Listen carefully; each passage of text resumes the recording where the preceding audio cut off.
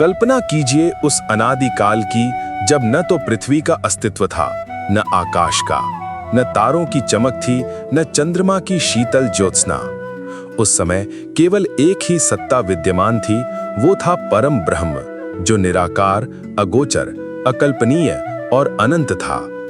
यही चेतना जब साकार रूप में प्रकट हुई तो वो बना शिव, संहारक और सृजनकर्ता, योगी और तपस्वी, जो संपूर्ण ब्रह्मांड के आधार हैं। जब परम शिव प्रकट हुए तो उन्होंने स्वयं को दो पूरक रूपों में विभाजित किया, शिव और शक्ति।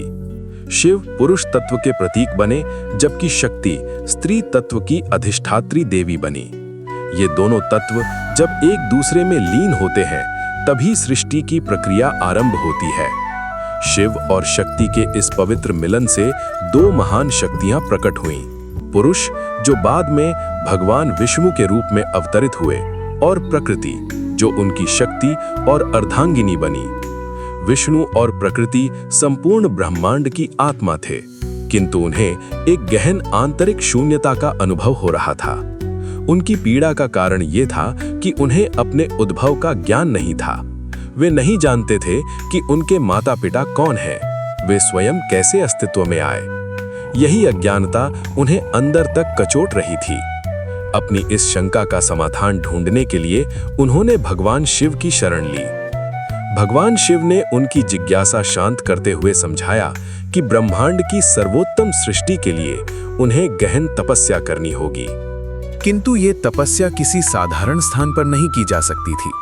इसके लिए एक विशिष्ट, दिव्य और पूर्णतः शुद्ध स्थान की आवश्यकता थी, जहां की ऊर्जा तपस्या को सफल बना सके। विष्णु और प्रकृति ने संपूर्ण ब्रह्मांड में ऐसा स्थान खोजने का प्रयास किया, किंतु उन्हें कहीं भी संतोष नहीं मिला। निराश होकर वे पुनः शिव के पास पहुंचे और मार्गदर्शन की याचना की।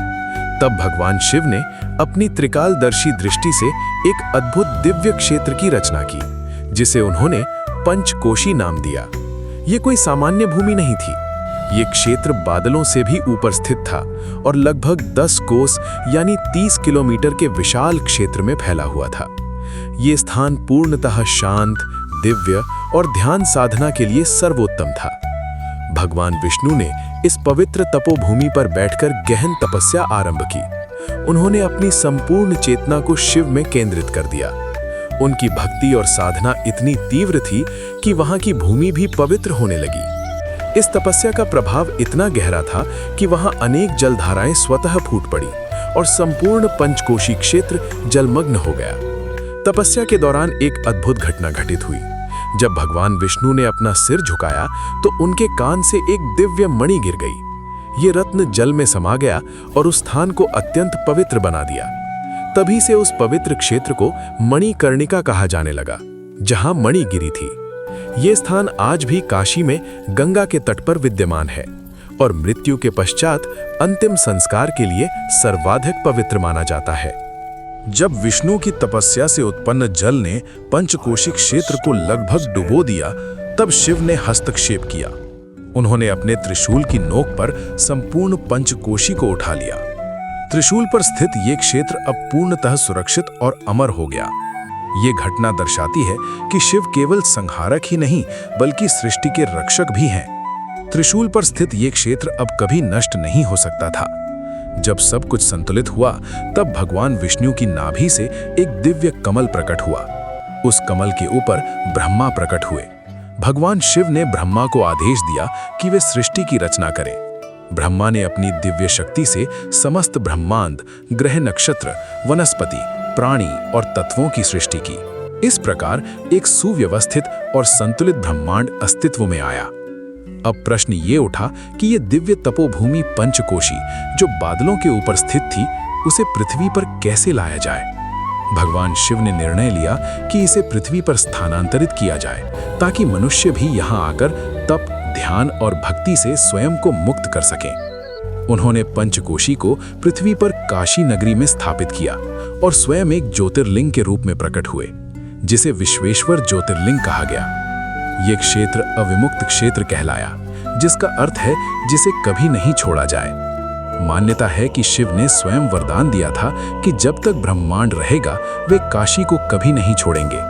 यही कारण है कि काशी को मोक्ष की नगरी कहा जाता है। यहाँ मृत्यु को प्राप्त होने वाला जीव मोक्ष प्राप्त करता है। ऐसा माना जाता है कि मृत्यु के समय स्वयं भगवान शिव उसके कान में तारक मंत्र का उच्चारण करते हैं, जिससे आत्मा सभी बंधनों से मुक्त हो जाती है। धार्मिक ग्रंथों के अनुसार जब ब्रह्मा का एक दिन समाप्त होता है तब प्रलय आता है, जिसमें संपूर्ण सृष्टि नष्ट हो जाती है। किंतु एक स्थान ऐसा है जो इस प्रलय में भी अक्षुण्ण रहता है, और वो है काशी।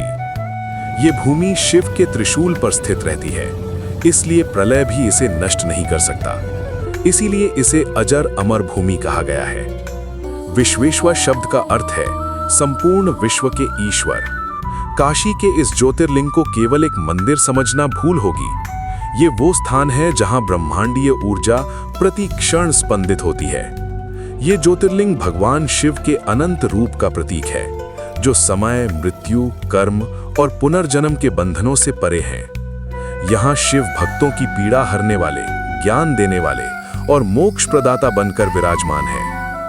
काशी विश्वनाथ मंदिर, जहाँ विश्वेश्वर ज्योतिर्लिंग स्थित है, न केवल एक तीर्थ स्थल है बल्कि एक सजीव ऊर्जा केंद्र है।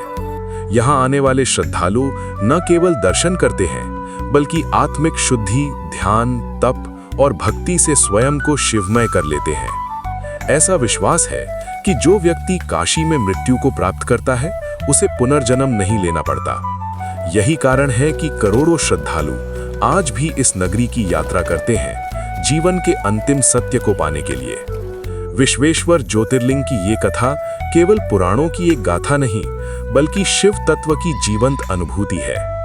ये कथा हमें बताती है कि शिव ही आदि हैं, शिव ही अनंत हैं। उनकी कृपा, उनकी संरचना, उनकी लीलाएं और उनकी भक्ति, ये सब हमें जीवन के गूढ़ रहस्यों से परिचित कराती है। काशी केवल एक शहर नहीं बल्कि शिव का निवास, सृष्टि का केंद्र और मोक्ष का द्वार है। यहाँ की हर सांस शिवमय है, हर धड़कन में हर हर महादेव की गूंज है। बोलो नमः पार्वती पतये हर हर महादेव।